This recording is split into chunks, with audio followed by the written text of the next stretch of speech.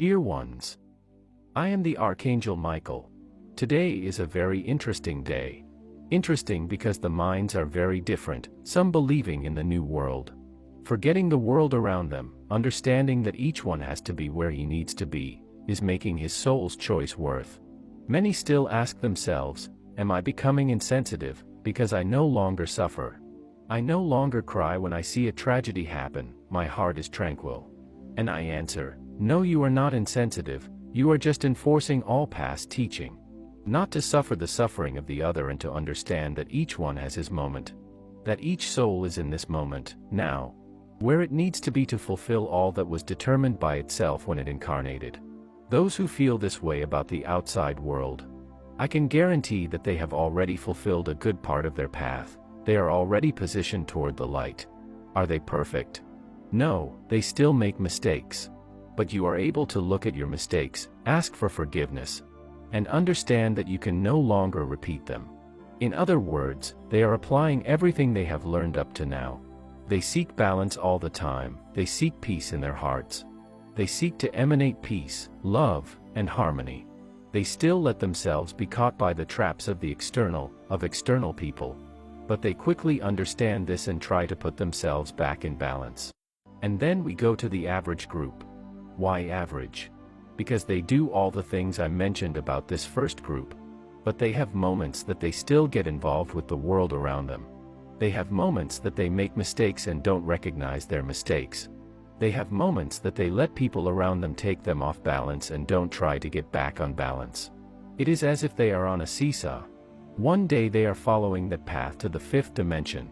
And other days they take shortcuts and move away from that path. Until one fine day, they remember everything again, and head back to the path of the fifth dimension. And let's talk now about a third group.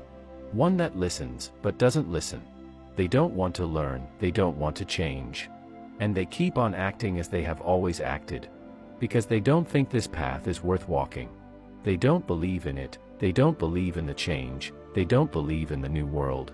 They just listen and keep putting themselves further and further on the path, not to the fifth dimension, to continue on the third. They put themselves in awkward situations. Say inappropriate things, attitudes not pertinent anymore at this time. But it is interesting that if someone asks, have you awakened yet?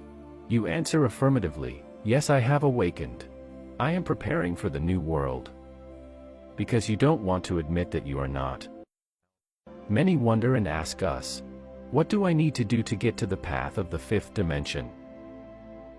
The path is long, the changes need to be profound, much forgiveness, much detachment, new understandings. Whoever is ready, whoever decides, I am going, will have to have a lot of willpower.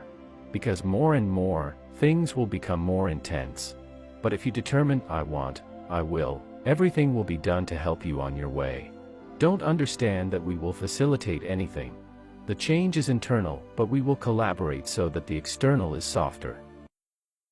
No, this is not the separation of tares from wheat. Tares and wheat are light and shadow. And all that I have mentioned here, in these three groups, are light. I am not quoting shadows. I am just quoting what each one is choosing to live by.